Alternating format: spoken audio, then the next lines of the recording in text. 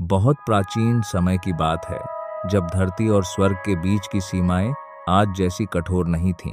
उस युग में एक ऐसा वन था जिसे कल्पवाटिका कहा जाता था। यह कोई साधारण जंगल नहीं था। यहाँ पेड़ फल नहीं, भाग्य उगाते थे।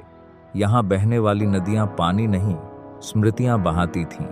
कल्पवाटिका केवल उन्हीं को दिखाई देती थी जिनका हृदय निष्कलंक और उद्देश्य शुद्ध हो।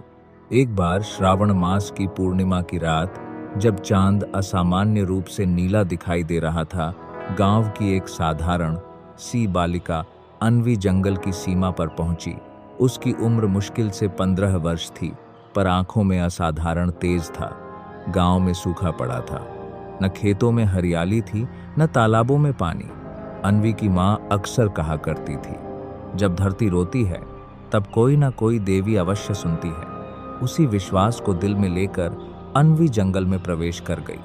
जैसे ही उसने पहला कदम अंदर रखा, हवा बदल गई।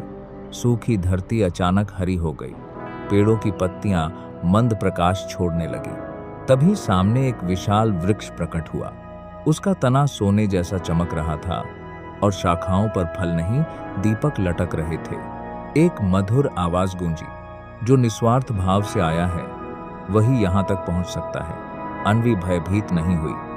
उसने हाथ जोड़कर कहा, मैं अपने लिए नहीं, अपने गांव के लिए आई हूं। अचानक वातावरण प्रकाश से भर गया। सबसे पहले माता सरस्वती प्रकट हुई। वीणा की धुन से हवा थरथरा उठी। फिर माता लक्ष्मी, उनके चरणों से स्वर्ण कमल खिल उठे। और अंत में आकाश से अग्नि सी ज्योति उतरती हुई माता दुर्गा प्रकट हुई।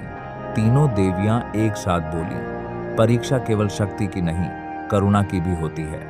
देवियों ने अन्वी को एक प्राचीन सरोवर के पास ले जाया। उसके जल में अतीत, वर्तमान और भविष्य तीनों प्रतिबिंबित हो रहे थे। माता दुर्गा ने कहा, यदि तुम चाहो तो अपने गांव को जल मिल सकता है, पर बदले में तुम्हें अपना सबसे प्रिय स्मरण त्यागना होगा।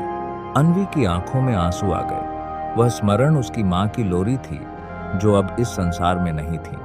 क्षण भर का मौन, फिर उसने सिर झुका दिया। जैसे ही उसने स्वीकृति दी, सरोवर का जल आकाश की ओर उठा। बादल गरजे। बरसों बाद गांव में मूसलाधार वर्षा हुई। नदियां भर गईं, खेत हरे हो गए। लोगों की आंखों में फिर से आशा लौट आई। पर अन्वी, वह अपनी मां की आवाज भूल चुकी थी। जब देवियां लौटने लगीं, तब माता सरस्वती रुकीं। उन्होंने मुस्कुराकर कहा, जो स्मृति त्यागी गई वह लौटेगी, पर अब वह केवल तुम्हारी नहीं, पूरे गांव की प्रेरणा बनेगी। उस रात से हर पूर्णिमा को गांव के बच्चे एक मधुर लोरी गुनगुनाते हैं।